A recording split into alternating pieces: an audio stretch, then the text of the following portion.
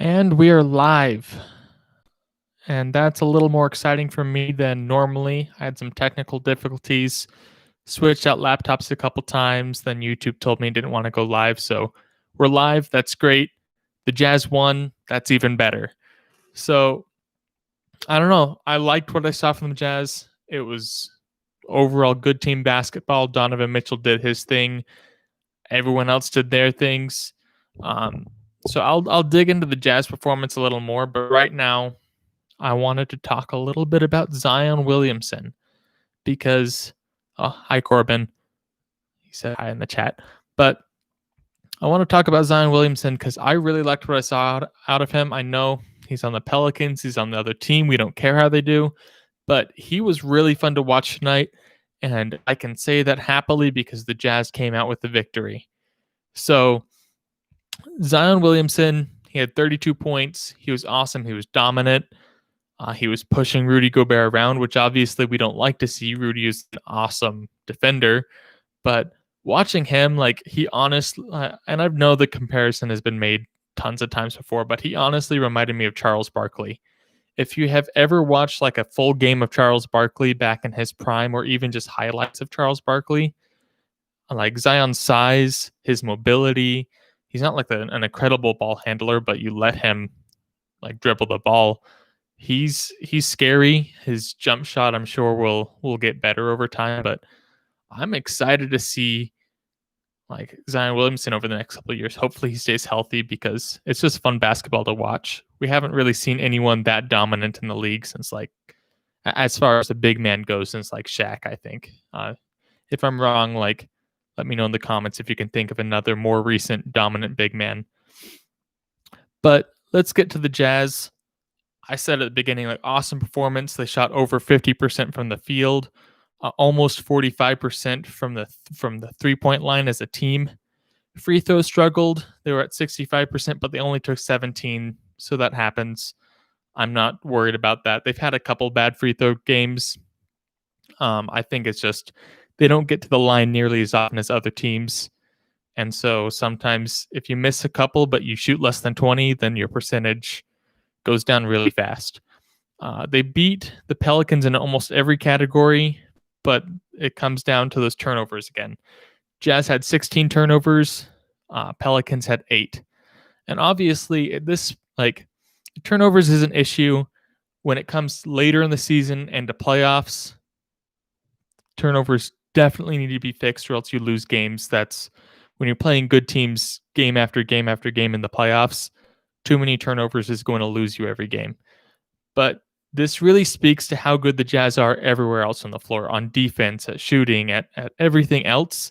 If they're turning the ball over 8 more times than the other team, and they're still beating the other team by 16 points, this shows how good the Jazz team is. And if they can polish it up, not give the ball over as much, like they had, most of the turnovers are just stupid turnovers that can be fixed. Like where Donovan Mitchell, he just was it the like towards the beginning of the fourth, he just kind of dropped the ball, and I know that's a silly mistake. You're not going to see that happen, but just if everyone gets in the mindset that you need to keep the ball tight, keep your dribble, don't get lazy with it, I'm sure that will iron itself out over the season. So I think the turnovers, I know I've been telling the Jazz like this is the one issue, even in great wins like this, talking about the turnovers. Seeing that always though, it's like I said, it's like showing how good they are everywhere else. So I'm excited to see like this winning streak's great. They're playing the Pelicans on Thursday at home again, so I'm expecting it to continue. The Jazz are really looking good. They're looking like the team that we were expecting them to. Obviously, a few things to polish out. Let's talk about some more individual players. I was looking at the team stats there. Let's go over to the box score. On the Pelicans, really only person who showed up was Zion Williamson. Ingram did okay.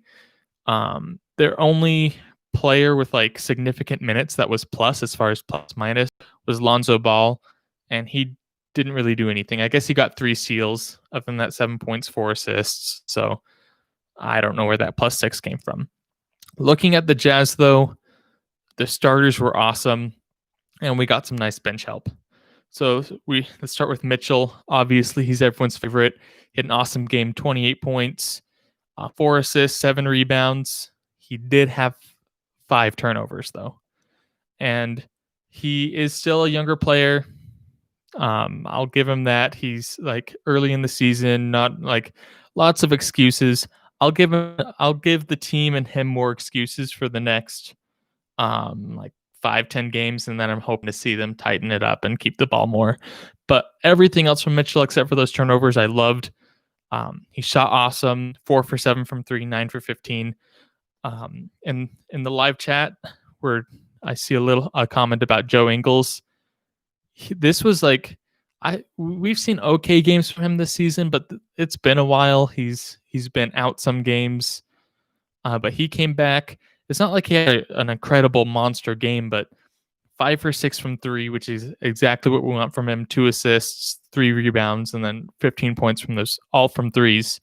So I'd love if Joe Ingles can just turn into that. If he can score like 3+ threes a game on 40% 3-point shooting or higher, then that's awesome. That's exactly what we need from him. His defense, it was Joe Ingles defense. It wasn't like he wasn't locked down. He wasn't incredible, but he was definitely a positive on the defensive end.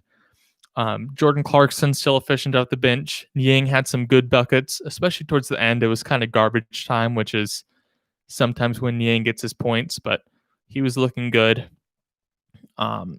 Yeah, so I'm happy with everyone. No one really had a monster night. Bench had a really good night. No one had a monster night. It was pretty spread out. So, and I just want to talk a little bit about that third quarter. That the Jazz outscored the Pelicans 36-20. That's almost double. If they had a couple more shots, it would have been there at double. So I love seeing that because I feel like we were talking towards the beginning of the season. The Jazz had a tough time at the beginning, starting out, and they had to fight back. They had an okay start. They lost a little bit in the first, but they kept the lead, so that was fine. We've also been seeing after halftime, it seems like the other team comes out and figures out the Jazz, performs a little bit better at first, and then the Jazz have to make some adjustments in the second half to keep the lead or regain the lead and win that game. I love seeing the Jazz just come out hot in the third quarter, and it just makes everything easier for them when it comes to the fourth. They don't have to be as winded. They don't have to try as hard because they're already up by 20. Especially when you're playing the same team in 2 games. Like, it's nice to just almost like they took the fourth quarter off, basically. Starters were still in, but it wasn't like they weren't needing to try as hard because they're up by 20. They could just kind of get into a flow and not as much pressure on them. So I'm hoping that's good for the Jazz, hoping that they're a little more fresh when they play this Pelicans team next on Thursday, because the Pelicans, they're not an elite team, but they have good talent. So they're one of those teams that they can come out and beat a team like the Jazz on any given night. So I'm excited for Thursday. I'm excited for the Jazz are going. I don't really have a ton more to say about this game. So if you have any questions, any comments on the game, make sure to leave them in the live chat. I'll get to them. But also, if you haven't liked the video, make sure to like it. It really helps us. It helps us reach more people, more Jazz fans, and that's really what this channel is about: is getting more Jazz videos out there on YouTube, because there's a lack of them. So also, if you're not subscribed and you are a Jazz fan, hit the subscribe button, because we put out Jazz videos. We review. So far this season, we fit every single game. We plan to continue unless something gets in the way. So we'll have a review after every game, and then we're putting out more videos throughout the week. We have one dropping tomorrow morning, so make sure you subscribe to get that video. We're excited about that. But let's hop over to the chat. So obviously a great game. I'm excited about the Jazz. Things have been going well. They've been clicking, and it's a good game when the only thing I have really to complain about after looking at everything is just turnovers, even after a double-digit win. But yeah, Donovan Mitchell, he was awesome. What I've been impressed with from Donovan Mitchell so far this season, because I've always thought of him after his first season and a half, I thought, okay, is Donovan Mitchell going to be like a short Andrew Wiggins where he gets stats but can't turn it into anything? Or is he going to be like a legit player like Dwayne Wade? Because that's kind of his play style. I've always thought of him as an athletic, kind of undersized two, who he doesn't really have a shot. You don't want to trust him with a jumper, but you can't let him into the paint because he's scoring every time. And it's awesome because Donovan Mitchell does score every time in the paint, but his shot has been looking nice this year. I haven't checked his season stats, so I don't know if it's like been continuing game over game. And I guess it doesn't matter because it's been more just these last 4 or 5 games, and there haven't been many games this season so far. But I'm excited to see Donovan Mitchell's shot like continue to progress, because if he can be a real deep threat and also the threat in the paint that he is, he's really going to be a superstar player that he's not going to be putting up empty numbers, because he's going to be putting up like real points that helps his team win. I talked about Joe. I'm excited. Like, he was 5 for 6 from 3, which is exactly what you want from Joe Ingles. I'm looking at the Pelican stats, and no turnovers from him, 1 foul, 1 block. So he's a plus 12 on the night. Joe Ingles, that was awesome. Thanks, Paxton. I'll try to make this more exciting next time. Paxton saying that this is boring. So, Paxton, if you have any ideas on how I can make this more entertaining for you, let me know for next stream. So the Jazz, what I've been noticing, because we have been seeing patterns where, like, they started off, we had several things that we saw several games in a row. These were the problems. They fixed them. One of those things was opening up the games slow. And they, like, the past few games, and this one included, they looked really clean. They passed the ball well. Nate, he said that the Jazz had a lot of solid passing to hit the open man. They were well on pace to over 25 threes if they need them. And I think that's one of the keys that is helping the Jazz not only get off to a hot start, but keep that going in the third quarter. Because I said those starts of halves really have been struggles. The Jazz have been struggling there. So I think those threes that, like, we came into the offense where we knew the Jazz were shooting a lot of threes. I think a lot of people questioned whether those threes would work or not, because the Jazz dropped a few that they should have won.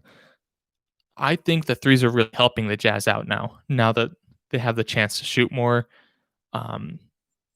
Players like Mike Conley, Donovan Mitchell are being better distributors, getting people like finding the open man on the 3-point line.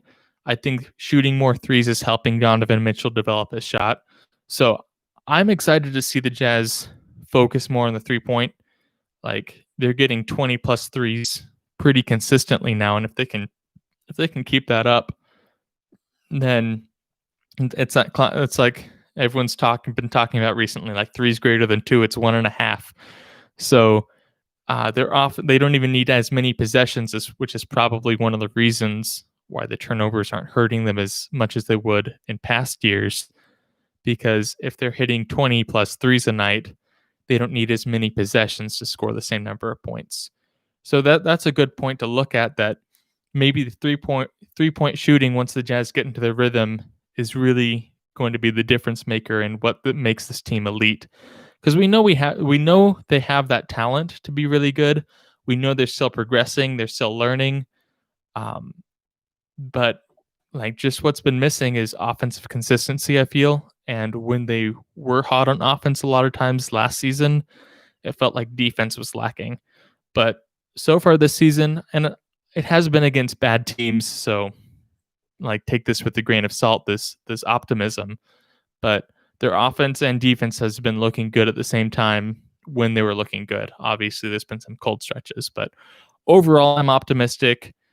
Obviously, the Jazz schedule for the next 8 or 10 games is still pretty easy.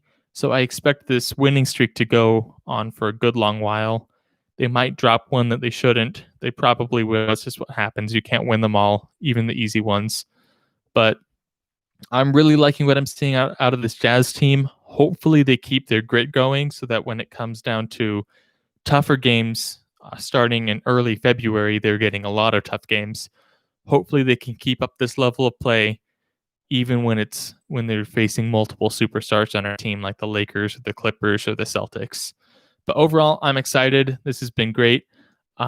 Just a reminder, like the video, subscribe to the channel. We're dropping a video tomorrow morning. It's already filmed and ready. We just wanted to spread out the content for you guys so you're not just bombarded with videos from us. But so make sure you subscribe so you get that video. I'll end the chat here or the live stream here. But if you are on the chat and you wanted to bring something up, make sure just comment down in the video, not in the live chat, but in the actual comments of the video. We'll stay on. We'll stay pretty active for the next hour or so. And so we can keep the conversation going if you want to keep chatting Jazz basketball. But great win for the Jazz tonight. I'm excited for Thursday. Go Jazz. Thanks for tuning in, guys. Good night.